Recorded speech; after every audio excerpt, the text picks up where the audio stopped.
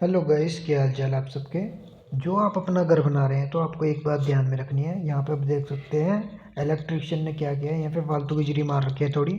और यहाँ पे प्लम्बर ने दो पाइप डालने हैं, फालतू जिरी मार रखी है। तो आप अपना घर बना रहे हैं तो आपको एक बात ध्यान में रखनी है, जहाँ भी प्लम्बर और इलेक्ट्रिशियन का काम हो वहाँ पर आपको मसाला ज़रूर लगवाना है। इससे क्या होगा, आपके क्रैक आने के चांसेस कम हो जाएंगे। जो से पैप के पास क्रैक आते हैं ना, उसके आने के चांसेस कम हो जाएंगे। यहाँ पे आप देख सकते हैं प्लम्बर ने पैप बाहर कर रखा है, ये हमने ठीक कराने की प्लम्बर को कह रखा है ठीक करना है इसको। और भी जानकारी के लिए चैनल को सब्सक्राइब करें। जय श्री श्याम।